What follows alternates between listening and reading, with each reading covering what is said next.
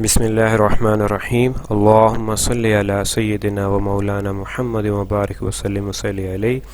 Dear students, computer science की आज की हमारी क्लास में हमारा टॉपिक है important keys of keyboard and their functions. Keyboard की जो इम्पॉर्टेंट कीज़ होती हैं उनके बारे में आज हम डिस्कस करेंगे और फिर उन कीज़ के फंक्शंस क्या हैं, वो कीज़ क्या काम करती हैं, इस पर इंशाल्लाह आज हम बात करेंगे। ये बेसिकली हमारी क्लास 6 का लेसन नंबर 5 है। तो स्टार्ट करते हैं हमारे आज के लेसन से रिलेटेड वीडियो। सबसे पहले स्क्रीन पे आप अपनी बुक का टाइटल पेज देख रहे हैं। ये टाइटल पेज दिखाने का मकसद, बुक दिखाने का मकसद एक याद दहानी है कि जब आप लेसन से रिलेटेड वीडियो देख रहे हो तो ये बुक आपके सामने हो, आपके हाथ में हो, ताकि लेसन को समझने में मदद मिले। तो स्टार्ट करते हैं बेटा। लास्ट टाइम में हमने इनपुट डिवाइसेस का टॉपिक स्टार्ट किया था। इनपुट डिवाइसेस ऐसी डिवाइसेस जो कि कंप्यूटर में डाटा एंटर करने के लिए यूज़ होती हैं, इनपुट डिवाइसेस कहलाती हैं। इन डिवाइसेस में कीबोर्ड, माउस, माइक्रोफोन, स्कैनर और डिजिटल कैमरा वगैरह शामिल है। तो जो सबसे ज़्यादा यूज़ होने वाली इनपुट डिवाइस है वो कीबोर्ड है। कीबोर्ड में आपने उनकी कीज़ की क्लासिफिकेशन के बारे में पढ़ा था कि हम कीज़ को डिवाइड करते हैं फंक्शन कीज़ के अंदर, अल्फ़ा न्यूमेरिक कीज़ के अंदर, न्यूमेरिक कीज़ के अंदर और कर्सर कंट्रोल कीज़ या नेविगेशन कीज़ के अंदर। तो इसमें जो सबसे बड़ा वाला हिस्सा है कीबोर्ड का, सबसे लार्ज पोर्शन है लेफ़्ट साइड पे जो आपको नज़र आता है, वो हिस्सा अल्फ़ा न्यूमेरिक कीपैड कहलाता है और इसमें बहुत सारी कीज़ होती हैं। कीबोर्ड में कुछ कीज़ जो है वो स्पेशल कीज़ कहलाती हैं, इम्पॉर्टेंट कीज़ कहलाती हैं। तो आज हम बेसिकली उन कीज़ के बारे में डिस्कस करेंगे और उनके फंक्शंस के बारे में हम डिस्कस करेंगे। तो आप यहाँ पे देखें स्क्रीन पे पेज नंबर 8, बेसिकली वो आज का आपका जो है वो लेसन है, important keys and their function. Keyboard की जो इम्पॉर्टेंट कीज़ हैं और उनके फंक्शंस क्या हैं। कीबोर्ड की इम्पॉर्टेंट कीज़ के बारे में आज हम बात करेंगे और फिर उनके फंक्शंस के बारे में, उनके काम के बारे में बात करेंगे। तो ये बेसिकली आज का आपका टॉपिक है। तो सबसे पहले देखें, आप स्क्रीन के ऊपर एक कीबोर्ड देख रहे हैं। प्रीवियस पेज पे आप इसके बारे में डिस्कस कर चुके हैं। तो इसमें जो सबसे बड़ा हिस्सा आपको नज़र आ रहा है नंबर 2 पे, जो अल्फ़ा न्यूमेरिक कीज़ है, इसमें कुछ कीज़ जो है वो स्पेशल कीज़ कहलाती हैं और उसके अलावा उस दरमियान में, दोनों के दरमियान में जो कीज़ हैं वो कीज़ जो है वो स्पेशल कीज़ कहलाती हैं। तो इनमें से कुछ कीज़ के बारे में आज हम डिस्कस करेंगे, अभी अल्फ़ा न्यूमेरिक कीज़ के बारे में और न्यूमेरिक कीज़ के साथ वाली जो कर्सर कंट्रोल की है, जिसमें डिलीट की, इंसर्ट कीज़ वगैरह, इसके बारे में इंशाल्लाह आज डिस्कस करेंगे। तो सबसे पहले देखें, आप अल्फ़ा न्यूमेरिक कीज़ देख रहे हैं। इसमें आपको जो है एक एंटर की नज़र आ रही है, ठीक है। एंटर की जो आपको आपकी राइट साइड पे होती है, सबसे अहम की है। उसके नीचे शिफ्ट की आपको नज़र आ रही है। फिर इसके अलावा कंट्रोल की है, अल्टरनेट की है, स्पेस बार की है, कैप्स लॉक की है, टैब्स की है। ये बेसिकली स्पेशल कीज़ कहलाती हैं। इनके बारे में इंशाल्लाह और इनके फंक्शंस के बारे में। उसके अलावा इसके साथ ही आपको जो है वो एरो कीज़ के ऊपर कुछ कीज़ नज़र आ रही हैं, लाइक ये इंसर्ट की है, लाइक ये डिलीट की है, लाइक ये होम की है, एंड की है। इन कीज़ के बारे में इंशाल्लाह आज हम डिस्कस करेंगे। तो अब आते हैं आपके टॉपिक की तरफ। पेज नंबर 8 के ऊपर आपको जो important keys and their function का टॉपिक नज़र आ रहा है। तो सबसे पहले देखें, हमारे पास जो की है वो है टैब की। टैब की या आपके लेफ़्ट साइड पे, लेफ़्ट साइड में टॉप से अगर हम देखें तो नंबर 3 पे होती है टैब की। टैब की का मकसद क्या है, जैसे आप स्पेस बार की प्रेस करते हैं तो स्पेस बार की प्रेस करने से जो है वो आपका कर्सर जो है वो मूव करता है 1 टाइम। टैब की प्रेस करने से कर्सर जो है वो स्पेसिफिक लोकेशन पे मूव करेगा या फिर 5 स्पेसेस का जो है वो डिस्टेंस क्रिएट हो जाएगा, गैप क्रिएट हो जाएगा। तो टैब की के बारे में, tab key lets you move the cursor more than 1 space at once. अगर आप कर्सर को एक से ज़्यादा स्पेस के लिए यूज़ करना चाहते हैं, सिंगल स्पेस के लिए तो आप स्पेस बार यूज़ करते हैं, लेकिन अगर सिंगल स्पेस से ज़्यादा स्पेसेस आप क्रिएट करवाना चाह रहे हैं तो फिर आप टैब की यूज़ करेंगे। तो tab key lets you move the cursor more than 1 space at once.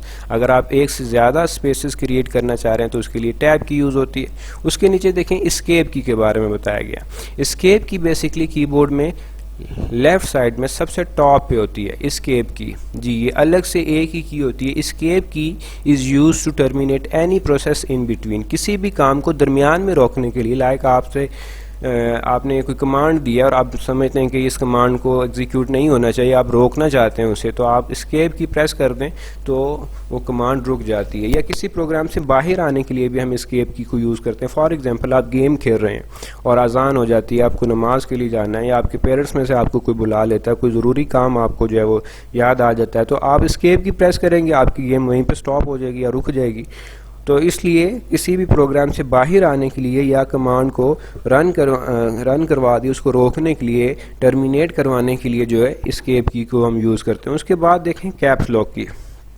जी, ये जो अभी हमने टैब की के बारे में बात की थी, उसके नीचे वाली की जो है वो कैप्स लॉक की होती है। कैप्स लॉक की अगर आप कैपिटल में टाइपिंग करना चाहते हैं तो फिर कैप्स लॉक की हम यूज़ करते हैं। Press the caps lock key when you want to write a word in a capital letter. अगर आप कैपिटल लेटर में टाइप करना चाहते हैं तो फिर आप कैप्स लॉक की प्रेस करते हैं, तो कैप्स लॉक की लाइट भी ऑन हो जाती है। कीबोर्ड में 3 लाइट्स होती हैं, तो सेंटर वाली जो लाइट्स होती है वो कैप्स लॉक की होती है, वो भी ऑन हो जाएगी और आपको पता चल जाएगा कि कैप्स लॉक एक्टिवेट हो गया है। फिर जब आप टाइप करेंगे तो वो बेसिकली कैपिटल में टाइप होगा।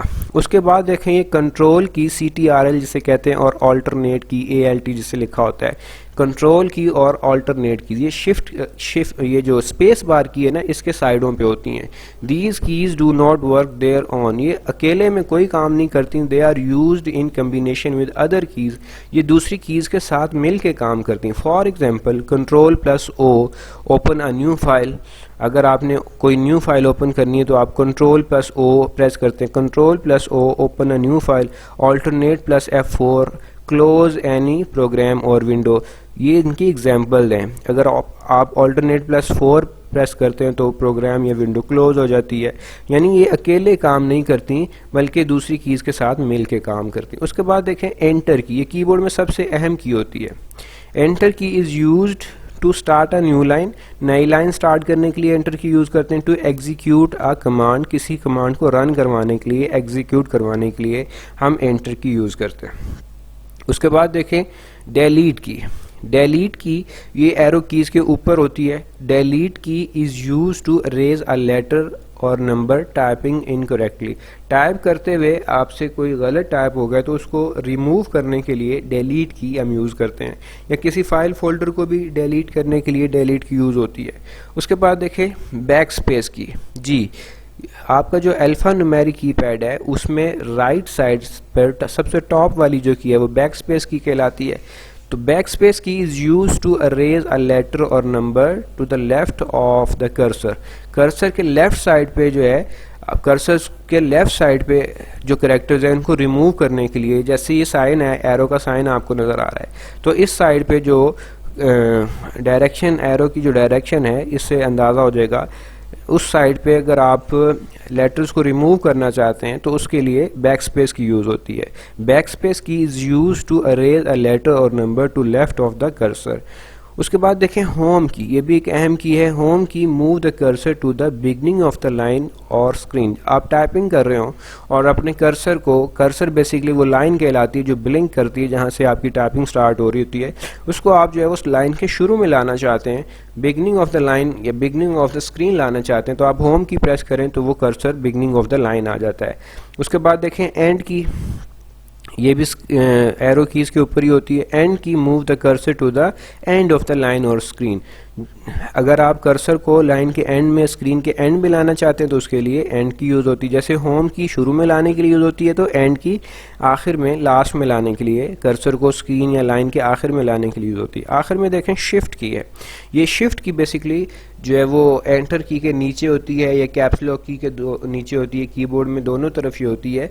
Shift key is use to type a capital letter. Capital letter में टाइप करने के लिए अगर आप कोई एक आधा लेटर कैपिटल टाइप करना चाहते हैं, जैसे कि सेंटेंस के स्टार्ट का फर्स्ट लेटर जो है वो कैपिटल होता है, या इम्पोर्टेंट जो आपके नाउन्स वगैरह होते हैं उनका लेटर कैपिटल से स्टार्ट होता है, तो उसके लिए आप जो है शिफ्ट की को प्रेस करके लेटर प्रेस करेंगे तो वो कैपिटल में टाइप हो जाएगा। सेकेंडली जो है टू टाइप अ सिंबल, अगर आप कोई सिंबल टाइप करना चाहते हैं लाइक क्वेश्चन मार्क है, लाइक नंबर का सिंबल है, ब्रैकेट्स वगैरह हैं, तो उसके लिए अगर आप शिफ्ट की को प्रेस करके उससे रिलेटेड की को प्रेस करेंगे तो वो सिंबल वगैरह टाइप हो जाएगा। तो ये कीबोर्ड की कुछ इंपॉर्टेंट कीज़ थी और उनके फंक्शंस थे।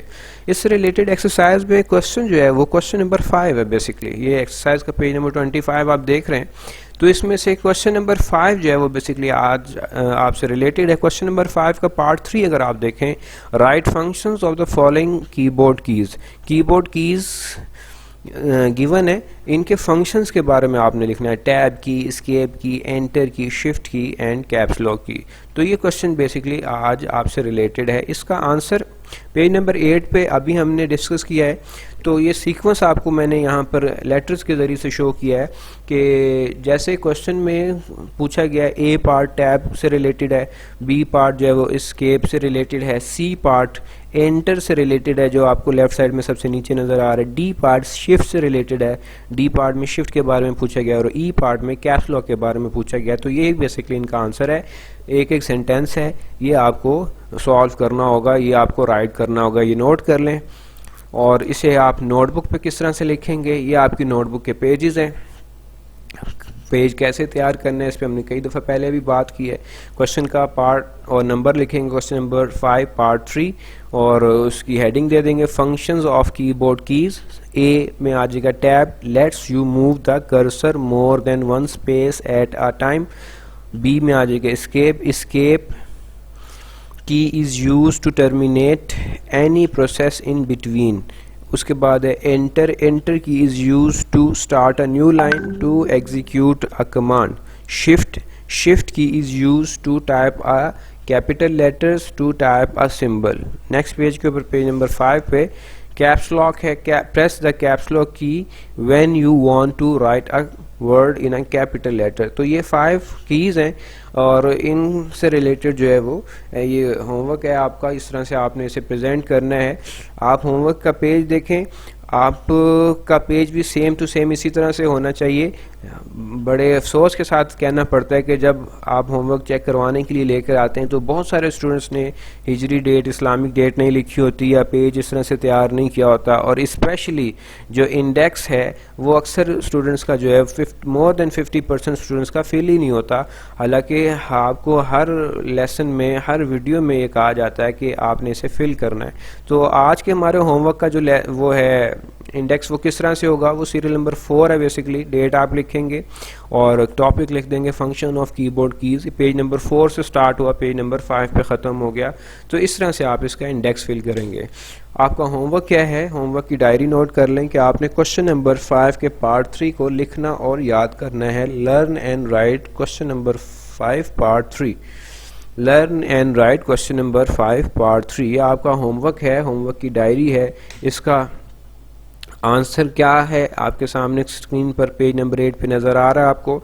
ए, बी, सी, डी और ई, ये 5 कीज़ हैं। सारी कीज़ के बारे में नहीं पूछा गया, सिर्फ और सिर्फ इन 5 कीज़ के बारे में पूछा गया है। तो आपने इन्हें लिखना है। किस तरह से, ये पेज आपके सामने है, इस तरह से आप पेज तैयार करेंगे और इसे इस तरह से लिखेंगे और इस तरह से आप इसका इंडेक्स फिल करेंगे। और स्पेशली स्टूडेंट्स, बहुत ही अहम बात, आपके टेस्ट स्टार्ट हो गए हैं। तो इस वीक में जो आपका टेस्ट है उससे रिलेटेड जो क्वेश्चंस हैं वो क्वेश्चन नंबर 3 पार्ट नंबर 1 है और क्वेश्चन नंबर 4 पार्ट नंबर 1 और 3 हैं। ये नोट कर लें। स्पेशली इनमें जो क्वेश्चंस पूछे गए हैं, यानी जो हमारी आज की वीडियो थी, आज का जो लेसन था, इससे पहले जितना आपने काम किया है, ठीक है, वो क्वेश्चन नंबर 3 पार्ट 1 था जिसमें कंप्यूटर की डेफिनेशन पे हमने बात की थी, कंप्यूटर की डेफिनेशन पूछी गई थी। क्वेश्चन नंबर 4 पार्ट 1 था जिसमें डाटा एंड इंफॉर्मेशन के बारे में पूछा गया था। क्वेश्चन नंबर 4 का पार्ट 3 था जिसमें हार्डवेयर एंड सॉफ्टवेयर के बारे में पूछा गया था। तो ये अलग अलग डेफिनेशंस हैं। बेसिकली ये अलग अलग क्वेश्चंस की फॉर्म में, शॉर्ट क्वेश्चंस की फॉर्म में जो है वो आपके टेस्ट में आएंगी। आपसे टेस्ट जो है वो उसका लिया जाएगा। तो बाकी इसकी डिटेल आपको दूसरे ज़राए से मिल जाएगी कि किस तरह से आपने टेस्ट करना है और किस तरह से आपने ब्रांच में पहुंचाना है। तो ये नोट कर लें आप, ये आपके टेस्ट का सिलेबस है। क्वेश्चन नंबर 3 पार्ट 1 और क्वेश्चन नंबर 4 पार्ट 1 और 3।